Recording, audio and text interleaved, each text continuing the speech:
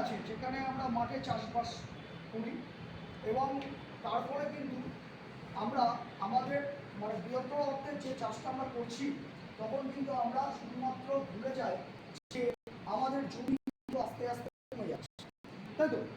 এবার তাহলে জমি যদি আস্তে আস্তে কমে যায় তাহলে কি হবে? লাভ আমাদের কম হবে, আমরা সেই অর্থে লাভ করতে পারবো না। অথচ চাষি কি করে? অধিক ব্যয় করে। কোথায় অধিক ব্যয় করে?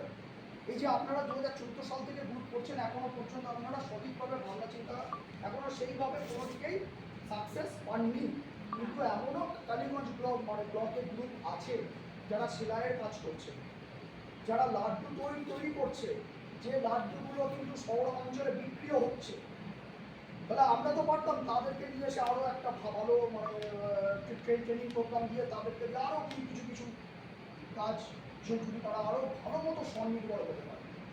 আমরা কি করেছি, কালীগঞ্জ ব্লকের মতো জায়গাটা থেকে আমরা হয়তো কী ঘটছে কী না ঘটছে, কোথায় কী মেশিনটা পাবো, কোথায় কীভাবে আমরা কাজ করবো, এই সকল আইডিয়া অনেক সময় আমরা করে দিতে পারি না পাড়া গ্রামের জন্য।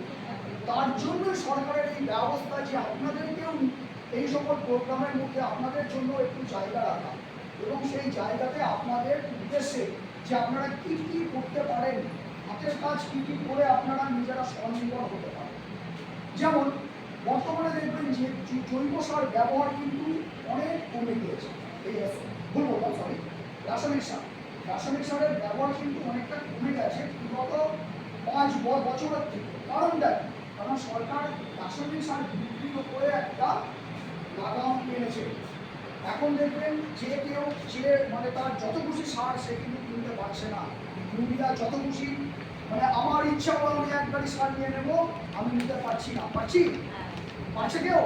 বাড়ির লোকজন পারছে না। ফলে কি হচ্ছে, চাষি আস্তে আস্তে বুঝতে পারছে যে 5 বছর আগে জমিতে কেঁচুয়ার ব্যাগ যেটা চাষির বন্ধু, সেই বন্ধু কিন্তু কমে গিয়েছে। বর্তমানে এখনো মাঠের অন্তত দেখা যাচ্ছে। তার মানে জমি আবার কিন্তু ধীরে ধীরে উর্বর জায়গাতে যাচ্ছে তো। রাসায়নিক সারের প্রয়োগ কমছে। চাষি যারা ধুমচে চাষ করতো না তারা এখন ধুমচে লাগাচ্ছে। এই কথাগুলো বলার উদ্দেশ্য কি, যে একটা ভাবনা চিন্তা থেকে দূরে আমরা আবার কিভাবে আমাদের কিছুটা হলেও মানে রাসায়নিক থেকে আমরা বিরত থেকে কিভাবে আমরা জৈব চাষের দিকে এগোবো।